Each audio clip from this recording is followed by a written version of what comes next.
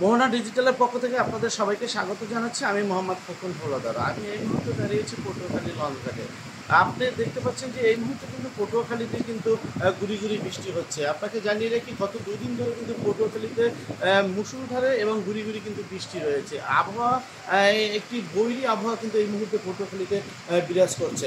বঙ্গোপসাগরের সৃষ্টি হওয়া যে লঘুচাপটি, সেটা কিন্তু ক্রমেই ঘূর্ণিঝড়ে পরিণত হচ্ছে, যার ফলে কিন্তু পটুয়াখালীতে কিন্তু গত 2 দিন থেকে কিন্তু ভারী বৃষ্টি সহ হালকা বৃষ্টি কিন্তু অব্যাহত রয়েছে। সাথে কিন্তু আমরা দেখতে পেয়েছি যে মাঝে মধ্যে কিন্তু যে দমকা হাওয়া, সে হাওয়া কিন্তু কিন্তু রয়েছে।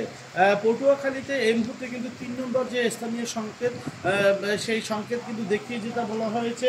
আমরা এখানে দেখতে পেয়েছি যে এই যে ভারী বৃষ্টির কারণে গতকালকে আমরা দেখেছি রাত্রেবেলা কিন্তু সারা রাত্র বৃষ্টি হয়েছে। সেই বৃষ্টির কারণে এবং আজ সকাল থেকে কিন্তু আমরা দেখতে পাচ্ছি কিন্তু অনেক কিন্তু বৃষ্টি হচ্ছে। সেই বৃষ্টির কারণে কিন্তু আমরা যে সাধারণ যে খেটে খাওয়া যে মানুষ রয়েছে, তারা কিন্তু অনেকটা বিপাকে পড়েছে। বিশেষ করে কিন্তু যাদের প্রয়োজন ছাড়া কিন্তু অনেকেই কিন্তু ঘর থেকে বের হচ্ছে না, যার ফলে কিন্তু যারা শ্রমিক রয়েছে, যারা রিক্সা চালক রয়েছে, তারা কিন্তু অনেক কিন্তু বিপাকের ভিতরে কিন্তু রয়েছে। এছাড়া আমরা এখানে আমরা পটুয়াখালী যেহেতু কৃষির উপরে নির্ভরশীল, মৎস্যের উপর নির্ভরশীল, আমরা এখানে যেটা দেখেছি যে এই গত 2 দিন ধরে ভারী বর্ষণের ফলে কিন্তু অনেক কৃষি জমি কিন্তু পানিতে প্লাবিত হয়ে গেছে, যার ফলে কিন্তু কৃষকের যে ফসল, সে ফসল কিন্তু পানিতে কিন্তু নিমজ্জিত রয়েছে। বিশেষ করে মরিচ এবং অন্যান্য যে রবি শস্য রয়েছে, সেগুলো কিন্তু কৃষকেরা এখন পর্যন্ত কিন্তু ঘরে তুলতে পারেনি। এছাড়াও কিন্তু এখানে যে যে অনেকে কিন্তু মৎস্যের উপর নির্ভরশীল। আমরা দেখেছি যে এই যে ভারী বৃষ্টির কারণে, টানা বৃষ্টির কারণে কিন্তু অনেকের যে মাছের যে হ্যাচারি রয়েছে, মাছের যে খামার রয়েছে, সেই খামার কিন্তু পানিতে কিন্তু নিমজ্জিত রয়েছে। অনেকে কিন্তু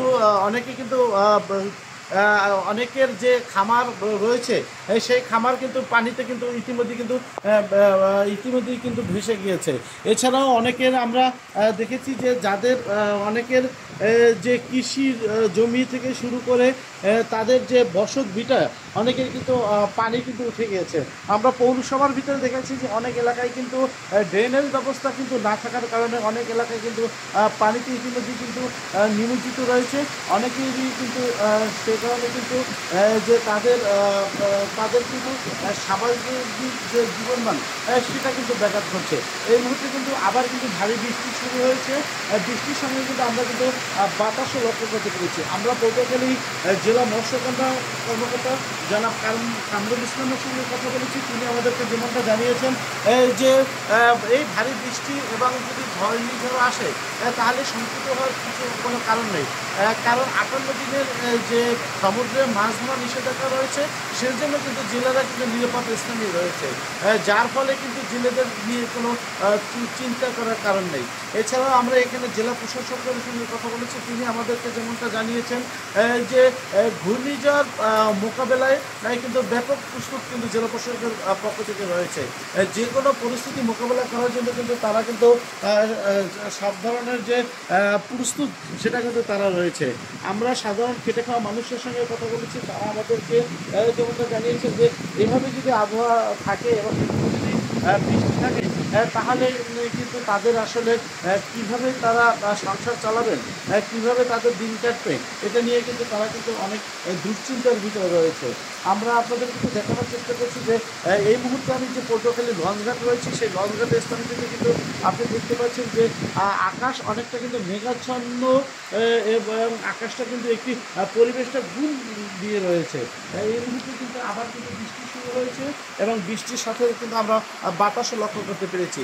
তো এভাবে যদি আবহাওয়া আসলে চলতে থাকে এবং যদি বৃষ্টি হতে থাকে, তাহলে নিম্ন অঞ্চল যেগুলো রয়েছে, বিশেষ করে পটুয়াখালীর বেশ কয়েকটি উপজেলা রয়েছে, দ্বীপ উপজেলা, বিশেষ করে রাঙাবালি, এই উপজেলার কিন্তু অনেক এলাকা কিন্তু ইতিমধ্যেই কিন্তু পানিতে নিমজ্জিত হয়েছেন। সেখানকার যে বাসিন্দারা আছে, তারা কিন্তু অনেকটা কিন্তু এই মুহূর্তে কিন্তু দুর্ভোগে রয়েছেন। তো পটুয়াখালী থেকে আবহাওয়া নিয়ে এই ছিল আমার কাছে সর্বশেষ তথ্য।